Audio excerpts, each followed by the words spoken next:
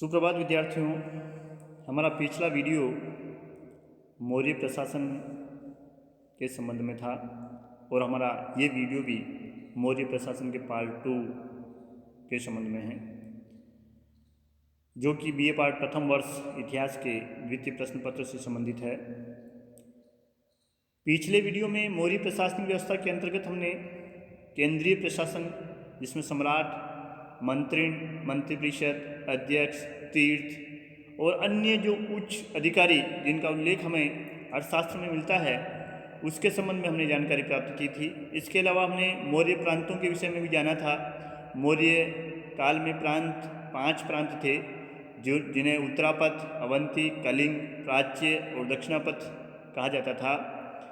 प्रांतों को मंडलों में, मंडल आहार में, आहार स्थानीय में, स्थानीय द्रोणमुख में, द्रोणमुख खारवटिक में, खारवटिक संग्रहण में और संग्रहण ग्राम में विभक्त थे।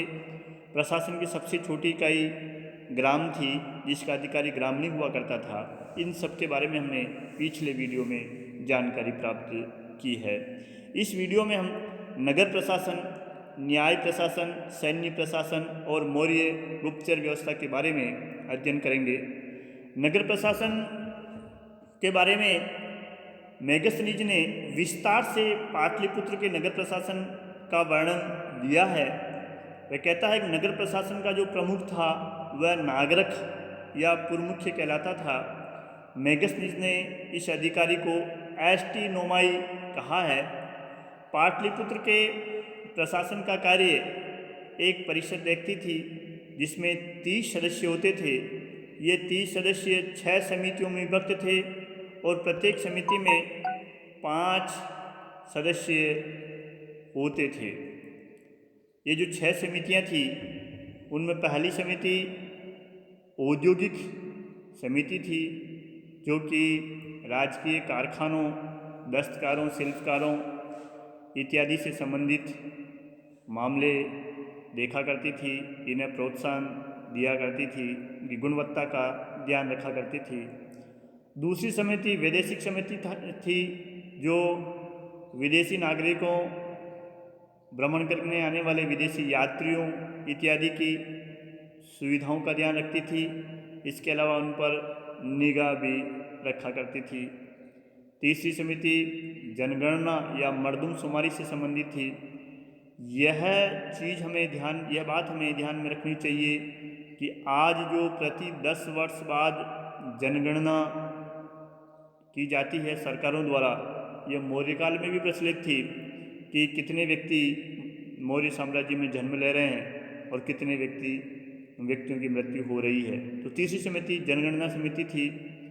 चौथी समिति व्यापार वाणिज्य से संबंधित थी, जो कि व्यापारियों की सुविधाओं की देखभाल किया करती थी।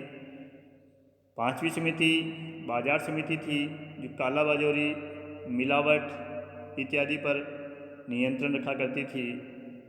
छठी समिति क्रय विक्रय समिति थी, कर वसूल करना इसी क्रय विक्रय समिति का कार्य हुआ करता था। इस प्रकार नगर का शासन 6 समितियां देखा करती थी, जिसमें प्रत्येक में 5 सदस्य हुआ करते थे।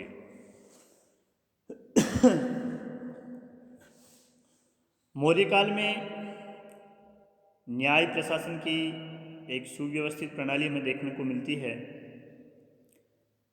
राजा या सम्राट का न्यायालय एक सर्वोच्च न्यायालय के समान कार्य करता था। सम्राट सर्वोच्च न्यायाधीश था। उसकी जो आज्ञाएं थी, उसके जो आदेश थे, वही सर्वोच्च कानून थे। कौटिल्य ने राजाज्ञा को या राजकीय आदेशों को धर्म और व्यवहार से भी ऊपर रखा है। राजा के बाद न्याय करने के लिए 2 प्रकार के न्यायाधीशों का उल्लेख हमें मिलता है। एक प्रकार के न्यायालय थे, जिन्हें धर्मस्थीय न्यायालय कहा जाता था। ये एक प्रकार के दीवानी न्यायालय थे। जमीन, जायदाद, रुपए, पैसे, संपत्ति इत्यादि के मामले ये देखा करते थे। धर्मस्थीय न्यायालयों का जो प्रधान था, वो व्यापारी कहलाता था। दूसरे प्रकार के जो न्यायालय थे, उन्हें कंटक शोधन कहा जाता था।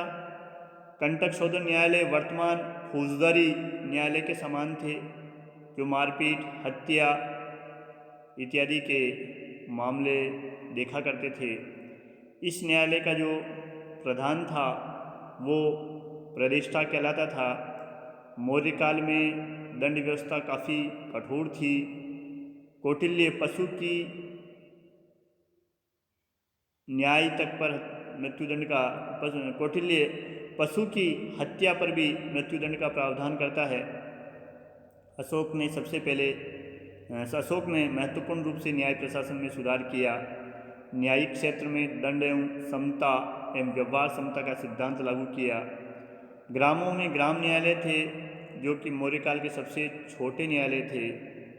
मेगस्थनीज लिखता है कि मौर्य काल में अपराध की घटनाएं बहुत कम होती थी, लोग अपने घरों के ताले नहीं लगाते थे, भारतीय लोग अधिकांशतः ईमानदार थे। ऐसा हमें मेगस्थनीज बताता है। भाई कौटिल्य कठोर दंड व्यवस्था का और प्रत्येक अपराधों के लिए वह अलग अलग दंड का प्रावधान करता है। इसमें कोई दो राय नहीं कि निरंकुश शासन व्यवस्था, कठोर दंड व्यवस्था और कठोर निगरानी प्रणाली के कारण मौर्य काल में अपराध कम ही होते हों। सैन्य प्रशासन की हम बात करें तो मौर्यों के पास एक विशाल सेना थी।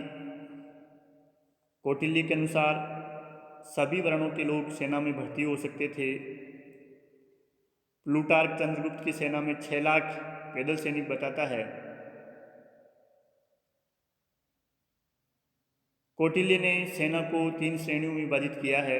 एक तो राजा की स्थायी सेना थी, इसे मोल सेना कहते थे। एक किराए की सेना थी जो युद्ध के समय भर्ती की जाती थी और पुनः युद्ध की समाप्ति के बाद वो समाप्त हो जाती थी। तीसरी नगर पालिकाओं की सेना थी जो अपराधियों को रोकने और शांति व्यवस्था के काम आती थी। मेगस्थनीज ने सैन्य कार्य में संलग्न 6 समितियों का उल्लेख किया है, जिसमें प्रत्येक समिति में 5 सदस्य होते थे। इस प्रकार सैन्य समिति में सदस्यों की कुल संख्या 30 हुआ करती थी। जो प्रथम समिति थी वो जल सेना से संबंधित थी।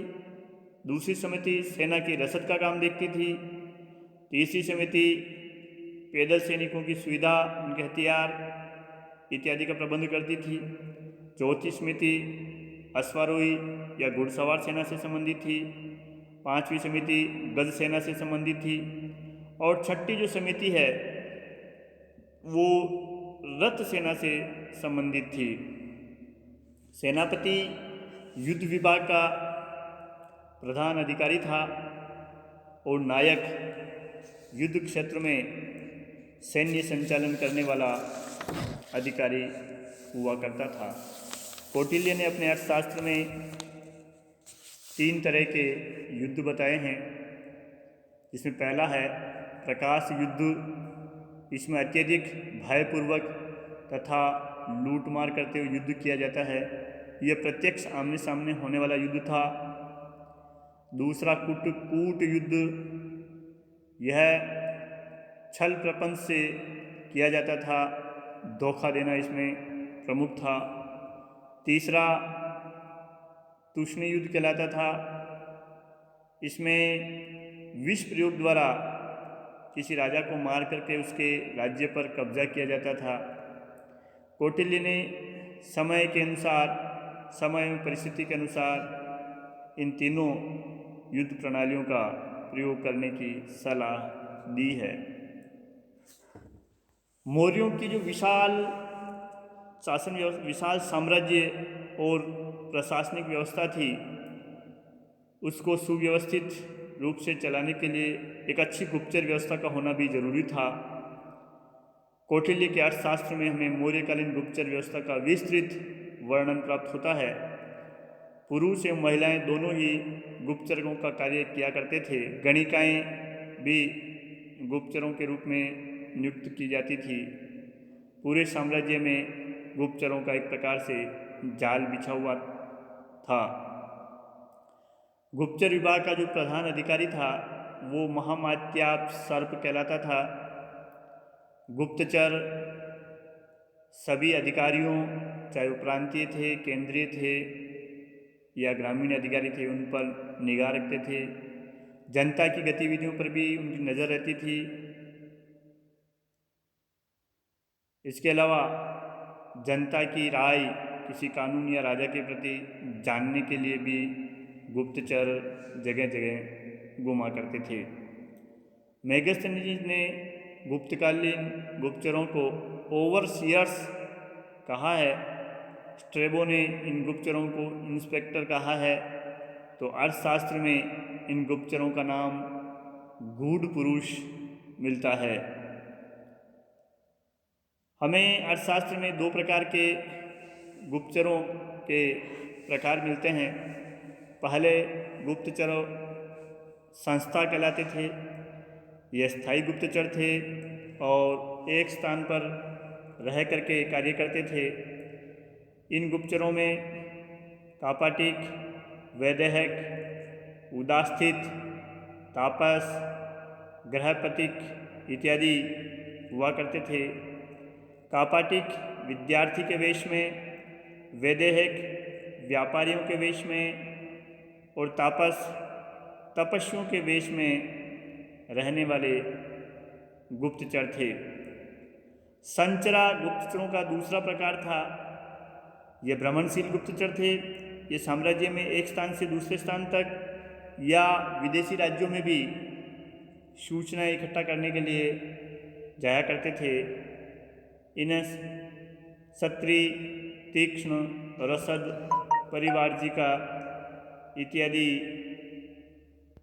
भागों में बांटा गया था। परिवारजिका भिक्षुणी के वेश में रहा करती थी।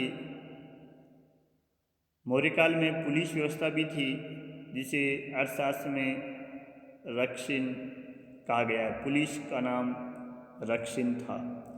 इस प्रकार इस वीडियो में हमने मौर्यकालीन नगर प्रशासन, न्याय व्यवस्था, सैन्य प्रशासन और गुप्तचर व्यवस्था पर प्रकाश डाला है, जो कि किसी भी राज्य की प्रशासनिक व्यवस्था की एक प्रकार से रीढ़ या आधार स्तंभ हुआ करते थे। तो इन दोनों वीडियो में, मौर्य प्रशासनिक व्यवस्था के दोनों वीडियो में हमने मौर्य प्रशासन का एक प्रकार से मोटा मोटा और संक्षिप्त में अध्ययन करने के साथ ही विश्वविद्यालय परीक्षाओं के लिए उपयोगी पीपीटी और नोट्स के साथ ही कंपटीशन एग्ज़ाम में जो प्रश्न मौर्यकालीन शासन व्यवस्था के संबंध में आते हैं, उनका भी समावेश करने का प्रयास मैंने इन दोनों वीडियो में किया है, क्योंकि निश्चित रूप से विद्यार्थियों के लिए उपयोगी होंगे। जय हिंद।